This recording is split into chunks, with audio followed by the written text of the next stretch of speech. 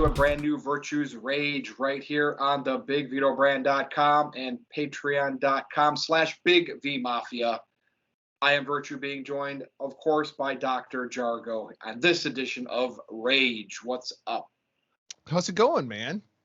It's going, man. Just a lot of crazy stuff in wrestling with, fans, G1 Climax are falling over there for New Japan. The AEW versus WWE fanboys is going crazy at each other. And Ring of Honor going on hiatus or whatever. Something broke today. Crazy, man.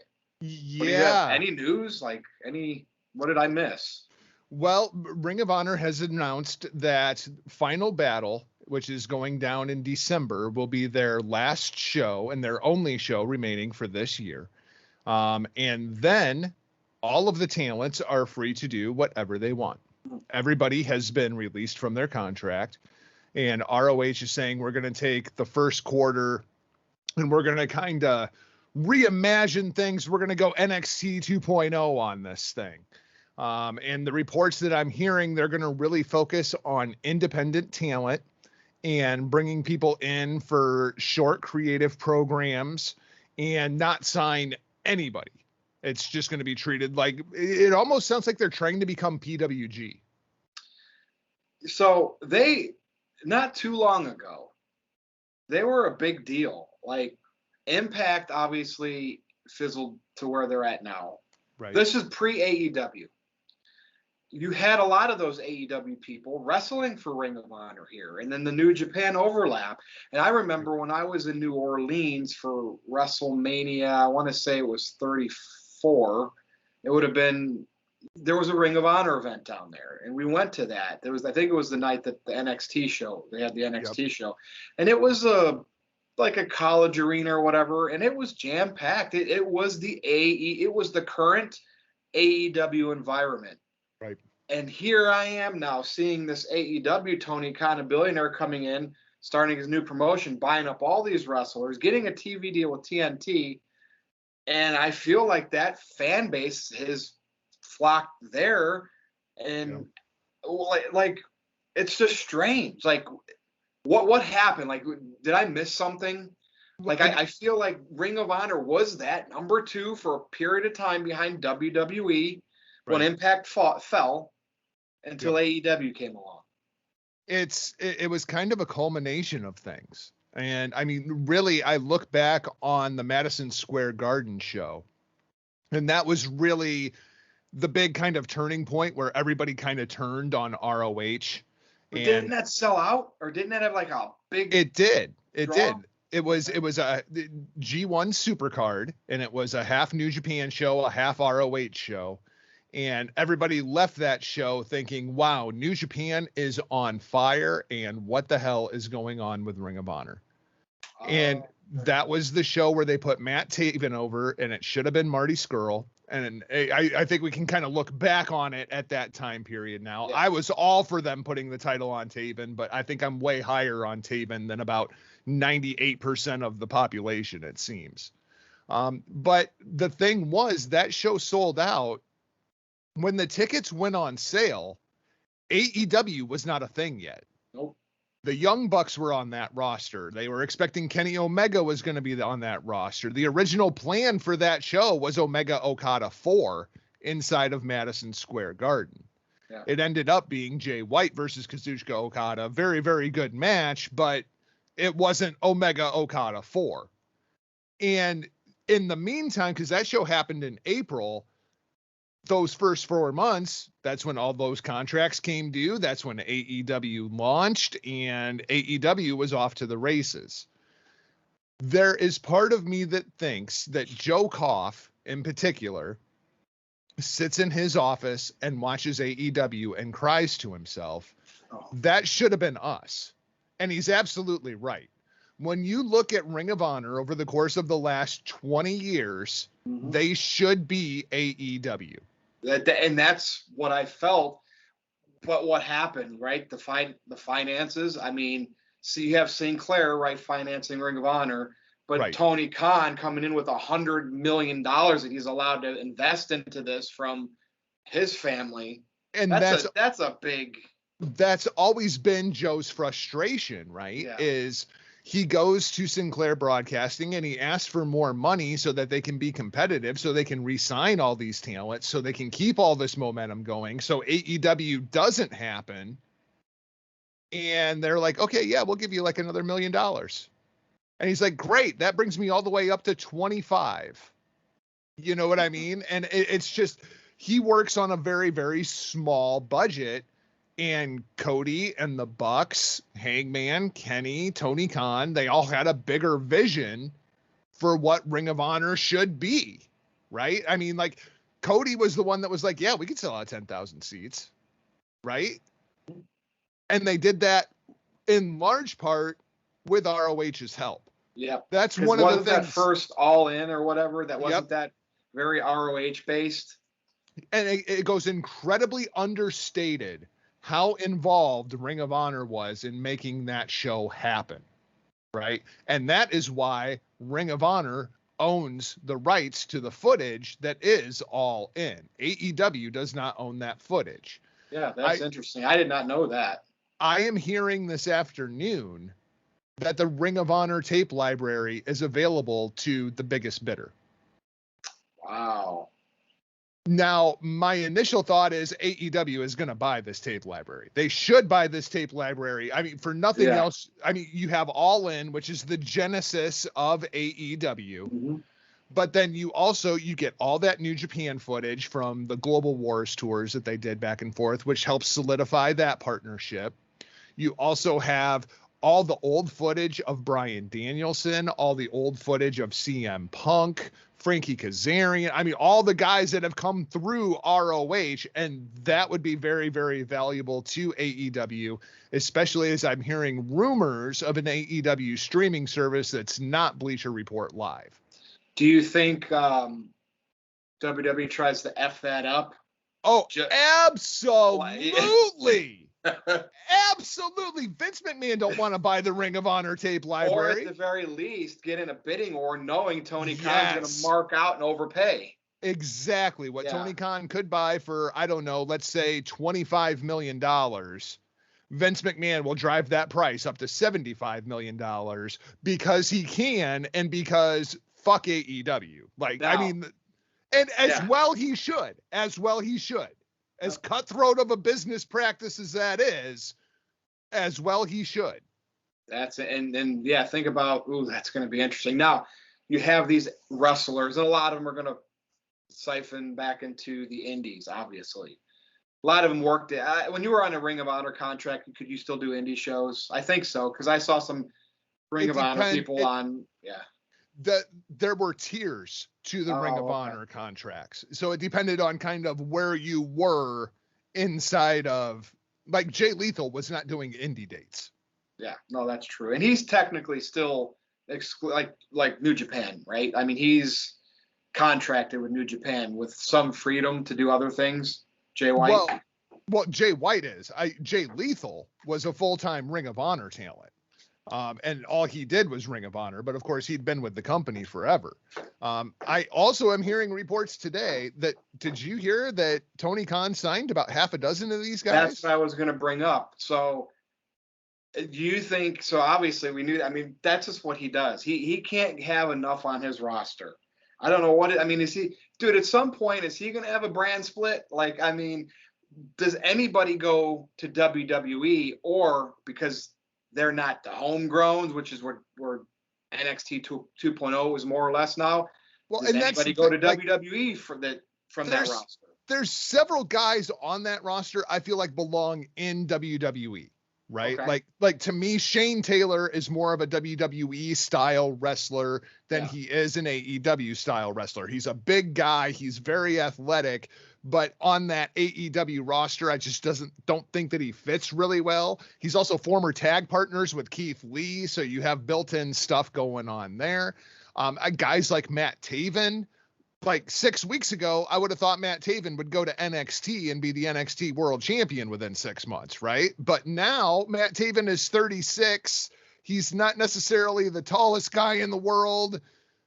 he's a really good worker, but there's always been something kind of missing with Matt Taven. I think he ends up going to Mexico. He's a huge deal down there. I think he'd get paid very well by AAA or CMLL. And then there's this list of guys. What about a Dalton Castle? Dalton Castle evidently has signed with AEW. Oh, okay. So he's on that list. Wow. And that one kind of surprises me because to me, he seems more like a WWE type talent. I agree. And again, like you have Tony Khan just throwing out the money. Why wouldn't they go over there? I mean, why, you know what I mean? Because they know if they go to WWE, they know that whole process there.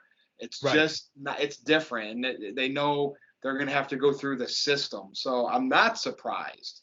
Well, here are the names that have supposedly, and this is per Meltzer. So, I mean, how much stock do you put into Meltzer? You take that to heart, right? Supposedly Jonathan Gresham, Jay Lethal, Dalton Castle, Brody King, Danhausen, Dragon Lee, EC3, the Briscoes, Bandito, and Roosh have all signed with AEW. On top of all the wrestlers they already have. Wow. Plus the free agents that are still out there that we got to find out what happens with. Now, as I kind of look at these names, like Jonathan Gresham, I think is really, really good, but doesn't have necessarily a whole lot of personality. He'd be great in the Legion of Dragons with Bryan Danielson when it starts his inevitable faction of shoot wrestlers, right? Yeah. Mm-hmm. Jay Lethal. What do you do with Jay Lethal in 2021? Like, I feel like he's TNT championship level, maybe, Dalton Castle, if this would have been 5 years ago before he broke his back, we'd be having a different conversation. Now he seems incredibly limited in the ring. Brody King, I think, is a great signing for AEW. They need guys like Brody King. I think that's like a big one. Like a dark guy or something like. Yeah, he's like fully tatted up. I mean, he's CM Punk if CM Punk was like 6'4" and 350 pounds. Yeah. I mean, like that's very much the feeling I get from Brody King. Danhausen.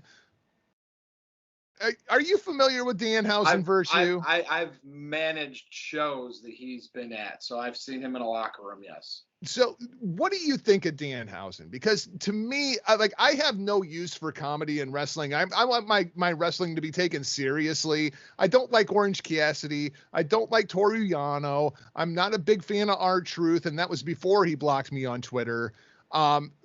What do you think of Danhausen? Is there a place on an AEW roster for Danhausen? So he's a small guy, right? And he does the gimmick, like he wears the cape, he's got the face paint, and it's just a weird gothic, and it's a small niche thing. It's not like when, what we've seen like out of Bray Wyatt and people like that. So yeah, I mean, he fits in the indies. I don't know how this is going to play out in AEW, but you know what? He's got his little following. He could be a YouTube sensation for them. That's where I see. He'll be great on being the elite. Yeah, with those weird things, yes. And everything's housing. It's everything he comes in contact with, this housing, that housing. So that's for that type of fodder, right? It's going to be good. But like he's one of those guys. How do you take him seriously? Unless they have a really like a weight class division finally in AEW and all the small guys wrestle each other, then he's got a shot. Isn't that all the guys though? Well, but then you have like the smallest of the small guys, right? So the featherweight division. That's interesting. Just very Bandito is the AEW guys are very, very high on Bandito. He was at All In. He was in the main event of All In. I think he'll be a fantastic talent. Unfortunately, his English is awful, but they kind of work with that. Briscoes push him to the top. The legit dude, you know me. I love legit badasses. I love the Briscoes, but when I look at like the AEW hierarchy of tag teams, don't they fit in at about like number 5 or 6? I mean, it all depends on how they're booked. I mean, would you not want to see Briscoes versus FTR? Yeah, but do the Briscoes win that match? Because I don't feel like the Briscoes win that match. That's what I'm saying. You could do a series, so maybe the first wins dirty, or you know what I mean, and or something, and then you have I don't know. I mean, because I'm sick of one and dones anymore. I hate one and dones. The Bucks are going to be top priority. Obviously, they're executive vice presidents, right? Then you got FTR, you've got Proud and Powerful, you've got the Men of the Year, you've got the Lucha Bros. Like that tag team division's ridiculous, and the Briscoes just make it that much even better. EC3, that one kind of surprised me. I forgot he had went to Ring of Honor. That one surprised me. I figured he'd end up back in Impact. Isn't he doing some bodybuilding stuff?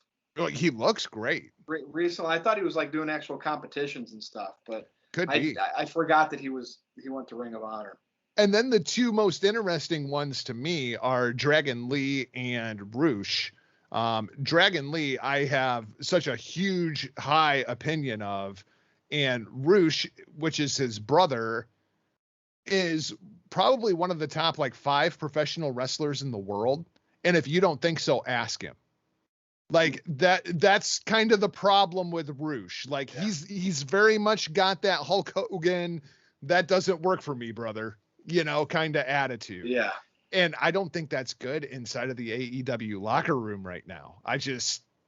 Somebody like a Roosh, he's a hell of a talent. And maybe Tony Khan thinks, I can handle that. He's salivating. Tony Khan is just salivating, having all these pawns now. And I got this elevation dark, Rampage, Dynamite, and I can only imagine like what's going through his mind with all of this. But then on the ROH side, all this talent's getting picked up already. So when they do relaunch in April, I feel like they're gonna become PWG on syndication. Like it's gonna be an independent all-star wrestling kind of show that's only going to be available in syndication, championship wrestling from Hollywood or Atlanta kind of style. And that's what it is. Do we consider, so you know how WWE, didn't they purchase Evolve? Yes. If Sinclair wants to wipe their hand, I mean, because you said they're going to evaluate everything, right? So there's a lot of decisions to be made, and it could go the route you just said. Could they also say, hey, let's sell everything, and we're wrapping up ship, and then boom, hey, Tony Khan, do you want it, or Vince McMahon, do you want it? And then highest bidder, and Ring of Honor is completely gone. I mean, that's always a possibility, but what people don't consider is, like, at the TV station that I work at, over the course of a weekend, they run Ring of Honor like 6 times. That's 6 hours of original programming they don't have to pay syndication fees for 183 TV stations. That's pretty valuable to Sinclair. Like, I feel like the worth of Ring of Honor to Sinclair Broadcasting is so much more than what Ring of Honor is worth to anybody else that I don't see them selling the company, quote unquote. So if it goes the direction that you think that it will, like a PWG, and then they have exclusive content, and they could have younger indie wrestlers that they want to build up, that's going to be cheaper as well, right? So they could have less into talent.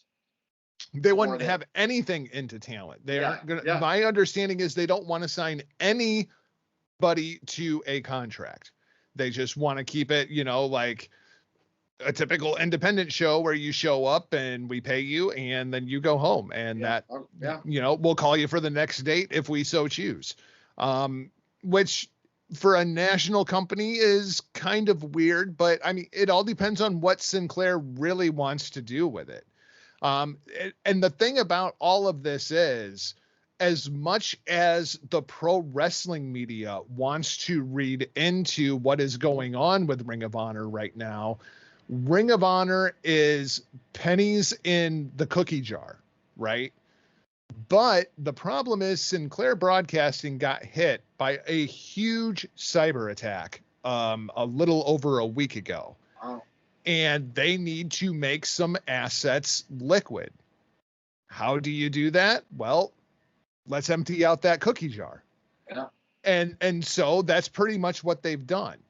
What my speculation is they are expecting the insurance payment for all of this sometime in the first quarter of next year, at which time we'll go ahead and start ROH up again. Fascinating.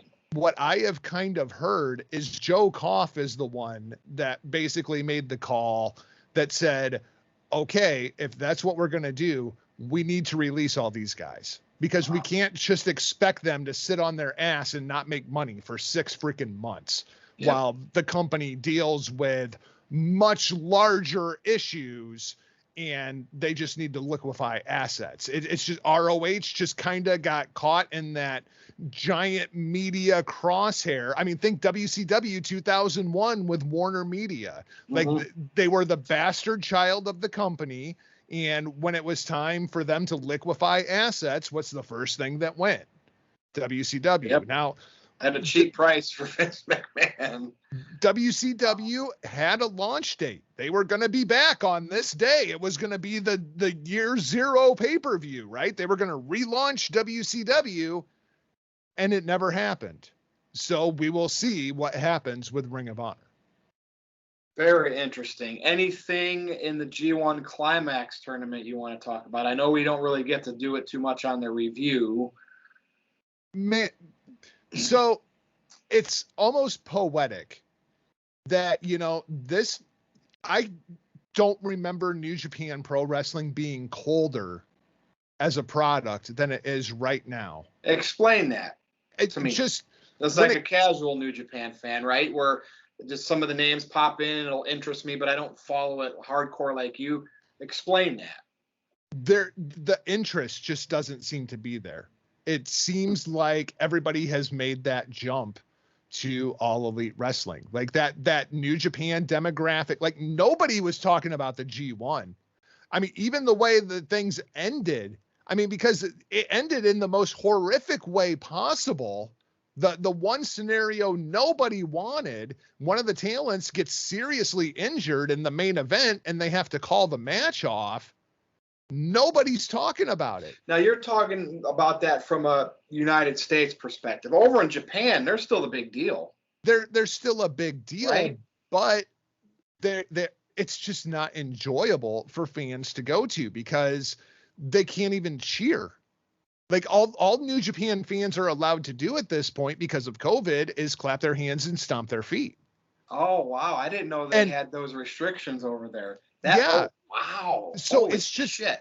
It's not enjoyable. They're running at like, you know, they're hopeful that they can run 50% capacity for Power Struggle. Yeah. Like everything has been like, you know, 20 to 25% capacity.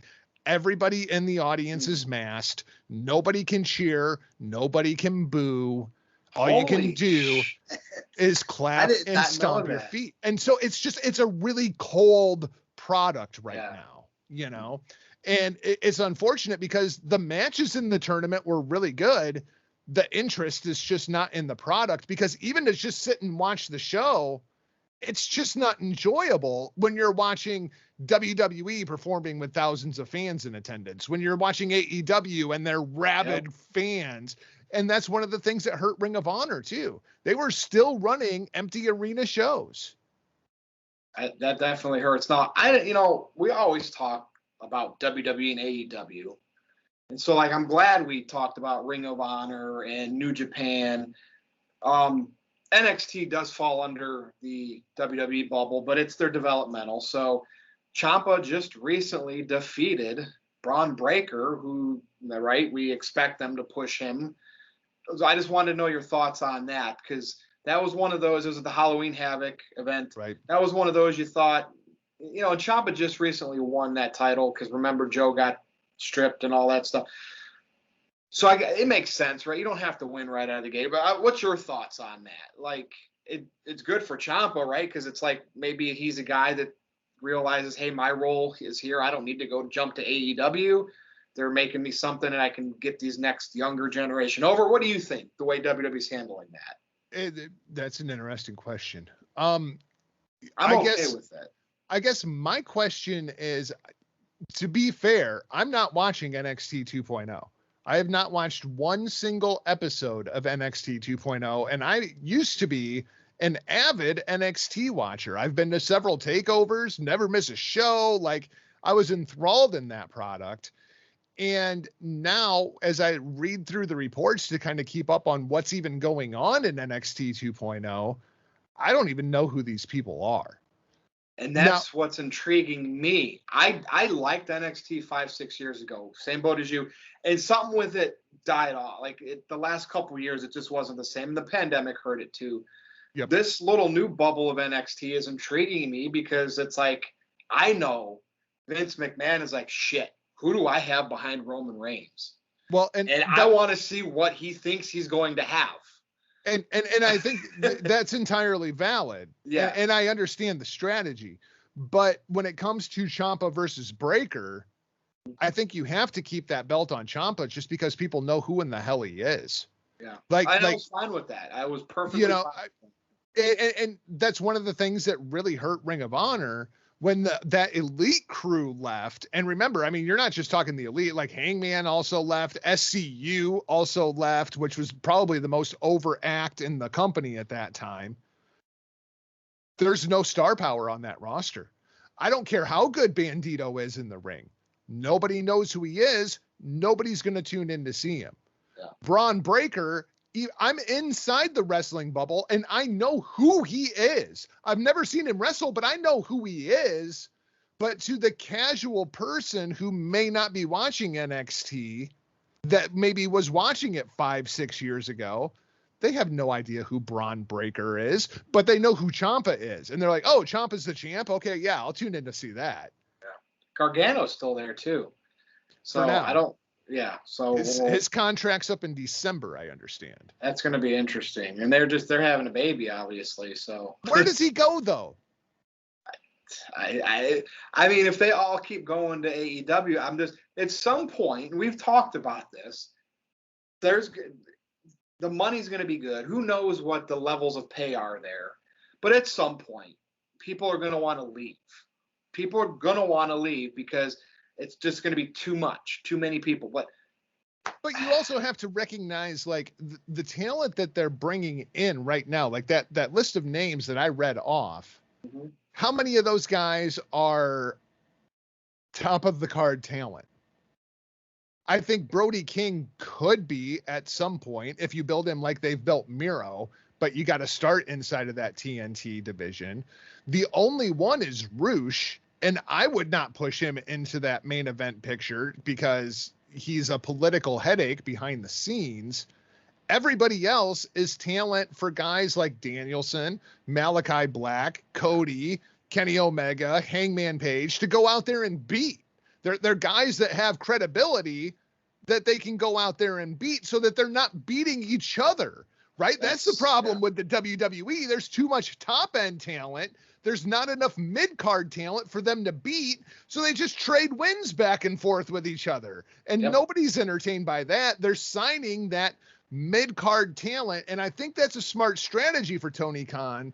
But people just have to realize, like, when they show Tony Nese sitting in the front row, when you but you sign somebody like Jonathan Gresham. I love Jonathan Gresham. He ain't getting into the ring with freaking Kenny Omega for the AEW World Heavyweight Championship. It's just he's going to wrestle guys like Sammy Guevara, and Sammy Guevara is going to beat him.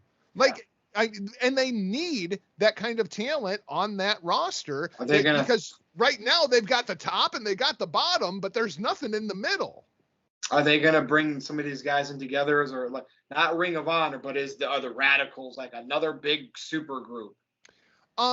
If they do, I got a feeling they could. If they do, I mean, there's a couple different ways to do it because a lot of these guys do not run in the same kind of clique, but they run with guys that are already inside of AEW. So like you can bring in Roosh and Dragon Lee alongside of Andrade and do your Los Ingobernables thing, right? Like that's cool. If I was going to bring a faction in, it would be the Foundation. which was Jonathan Gresham, Jay Lethal, and then they have some other guys also attached with it. And it's like pure wrestling. It's like Catch Point. It's what Bryan Danielson's doing. It's what Drew Gulak was doing in the WWE, where it's that more mat-based kind of technique. And that could be cool to see the Foundation come and make an appearance inside of AEW. Maybe Danielson then even takes over as kind of the head of the Foundation. And that could lead to Jay Lethal and Bryan Danielson and Jonathan Gresham all working together. Hell, you bring in Hot Sauce Tracy Williams, and you've got yourself one hell of a little kind of mat wrestling faction going on, which is something different inside of AEW that I think could be welcome. So, elephant in the room before we close. We know has issues out there regarding his name, Marty Scurll, because he was a big deal.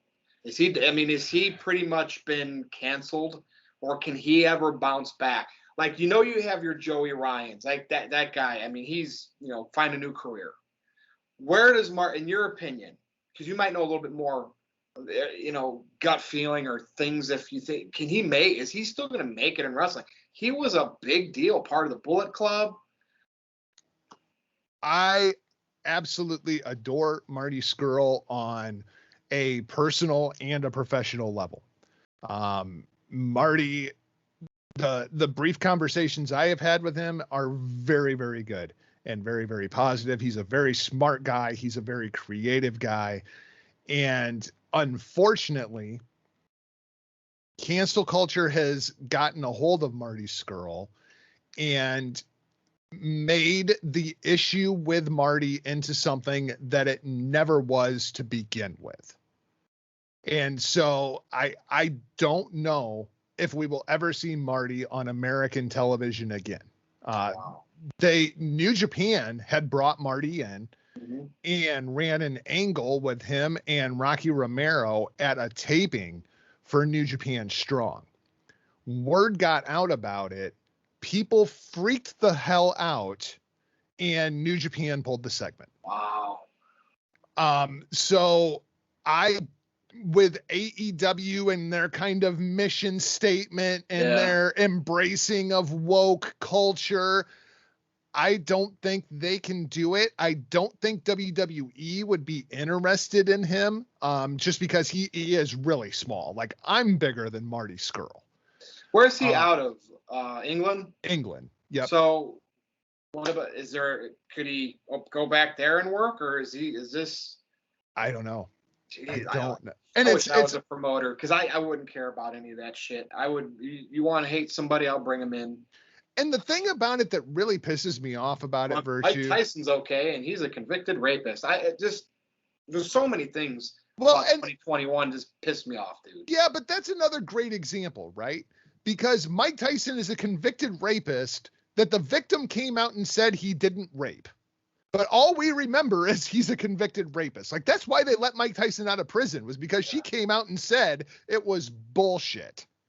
This deal with Marty, he ends up hooking up with a chick at a party. The chick is 16. That's what people are pissed off about. Yeah. Everybody's drinking, and he hooks up with a girl who's 16. Of course, the age of consent in the United States is 18. Virtue, do you know what the age of consent is in England? That I do not. 16. This is Americans applying our standard to issues that did not happen in this country, where customs are different and laws are different. Wait. So this alleged incident happened where? In England. And the age of consent is 16. Yes. Dude, I wish I was a fucking wrestling promoter and had money and didn't care about the negative feedback, and bring Marty in and push him to the fucking moon. Yeah. That's, wow. But it's a perfect example of Americans applying American standards to things that have absolutely, it's like getting mad that the Taliban doesn't have women in the government. Like, how freaking stupid are you? Like, the Taliban doesn't give a shit about your woke culture. Bullshit. Yeah. And nobody should care if Marty is sleeping with a 16-year-old in England, where it's fucking legal. Yeah, I did not know that. Like when you said that, it took a minute to register. Wow. Well, I'm gonna leave it at that, dude, because that's I might be starting to tweet about Marty Scurll in a good way to piss some people off because he deserves to have a second chance, and everybody does. Even though there's a few things in life, like if you're a murderer, a proven like rapist, if you do the most heinous acts, and there's the proof, 100% proof, and there's no gray area, I get it. But when people are getting canceled for, like you just said, what happened with Marty Scurll, this is just a ridiculous time and age that we are in. Yeah. So I'm leaving it at that. It's kind of like Gavin Newsom, the governor of California, has put the kibosh on Columbus Day. No more Columbus Day in the state of California. And it's like, you do realize that he has been dead for like 300 years, right? Like, who are you punishing here? Like, unbelievable. The government places it would be off that day. That's who they're punishing because now they got to work. Barry Horowitz might be the most over professional wrestler of all time because everybody's just walking around patting themselves on the back and making themselves feel better. What another rage, man. That was a nice one. A little different change of pace there. Any plugs, anything you'd like to say in closing?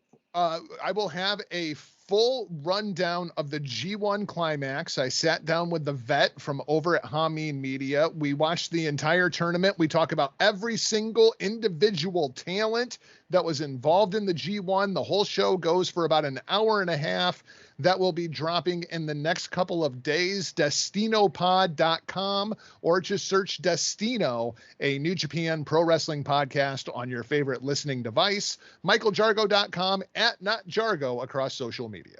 Thank you. And of course, folks, you can follow me on Twitter if you dare, @NoDQ_virtue. We do the review over on NoDQ.com every Thursday. We did take a couple weeks off. We did one last Sunday, but we'll be back next week. Jargo, I think I have you on the docket, not next week, but the week after, which will be the 11th. So stay tuned there. But thanks for listening and watching to Virtue's Rage with Dr. Jargo right here on thebigvitobrand.com. It's on all the podcast places where you can listen to audio, and it's also in video form over on patreon.com/BigVMafia. For Jargo, I am Virtue. Thank you for listening, and we will see you next time. Whoop, whoop.